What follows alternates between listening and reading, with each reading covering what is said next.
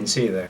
I was just reading my American history book in my American colored shirt, using my California designed iPhone to listen to my favorite American band, Led Zeppelin. So I, being the red-blooded patriot that I am, was approached by the people at TED to make an informational video about all the things that makes America the greatest nation on earth. Now, I could talk about the things that makes America great for hours upon hours, but due to contracts and international maritime law, I'm only allowed to speak on 3 specific topics. I picked the presidency of Franklin Delano Roosevelt, the Civil Rights Act, and that time we put a man on the moon. So for my first great American success story, I will be talking about the presidency of Franklin Delano Roosevelt. Franklin Delano Roosevelt was the president during the Great Depression and World War II and led the nation through both. Also, he was the first and only 4-term president in the United States history, meaning that he was extremely successful in capturing the hearts of the American people. Also, he punched Hitler in the face. That's a true story. His presidency is a proud American moment because the reforms he made and the actions he took shaped modern America and how we view the government today. Also, his social and economic reform was wide-reaching and helped nearly every American in their time of need. His actions will shape my future because the ideas and the policies he put in government continue to influence even today. Also, he punched Hitler in the face. Proud to be an American citizen was the greatest scientific achievement of the 20th century and possibly all time. That time we put a man on the moon. This was the culmination of years of hard work and dedication from countless people, from NASA to taxpayers to presidents. Also, we beat the commies. This moment shaped history because America won the space race and we established ourselves as the dominant force in exploring the universe. And on a more personal level, it inspired millions of people to pursue their dreams. The Apollo 11 and the man on the moon continue to inspire because of the scientific achievement, and scientific achievements continue to drive the American dream today. From landing on Mars to discovering cures for diseases, we all fight for a better tomorrow. Martin had a dream. The story of Martin Luther King is a story I'm sure many of you have heard. He was a civil rights activist in the face of adversity. He led historical events such as the Selma marches and the Montgomery bus boycotts.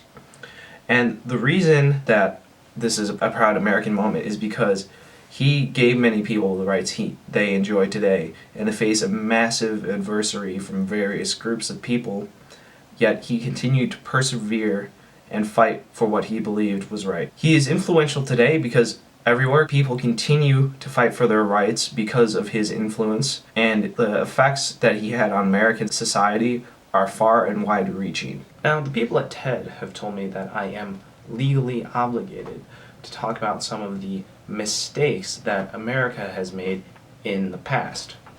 Now, personally, I didn't know America could make mistakes or have flaws. My first negative American history point is the Watergate scandal.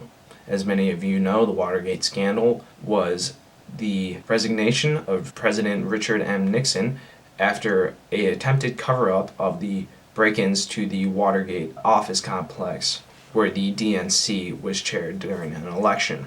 Now, this part of history was compelling to me for 2 reasons. A, lying to the people and the nation as the president, it never really happened on a public scale like this until now.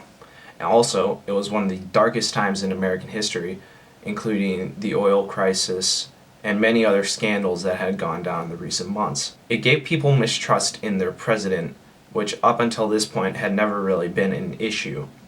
And because of this, many people are more wary of politicians in office today. United States Senator Joseph McCarthy.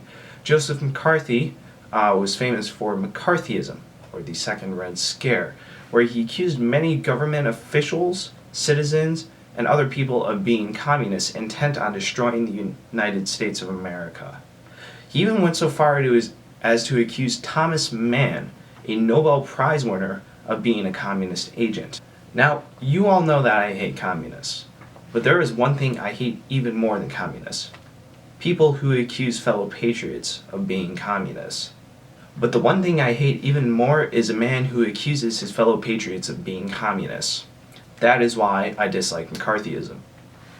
And, well, restriction of civil rights, anti-intellectual basis, discriminate targeting, especially against homosexuals, and, the general burden it put on the accused.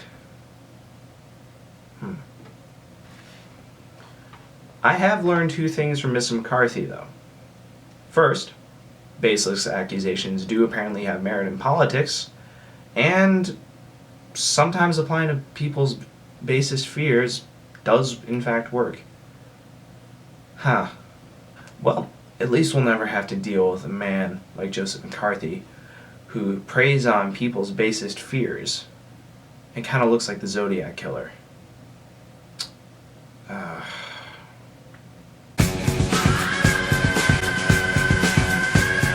For my final negative American history moment, I chose the internment of Japanese citizens during World War II. The facts surrounding this mass internment are just staggering. 120,000 people were held, there were dysentery outbreaks, up to 25 people were put into living spaces meant for 4, and it wasn't until 1988 that the US government paid restitutions for these horrible acts. This part of history is compelling to me because our fear got the best of us in an uncertain time. This was right after the attacks on Pearl Harbor, and many people feared the Japanese presence in America. And even today, this continues to influence because we try to correct the horrors of the past by A, trying to make up for what we have done, and B, attempting not to repeat them as a society. In all seriousness, though, after going through APUSH, I think the one thing, one idea that I would have about history that's worth spreading is that you have to take it subjectively. The viewpoints of the time you're learning about aren't necessarily the viewpoints that are shared today.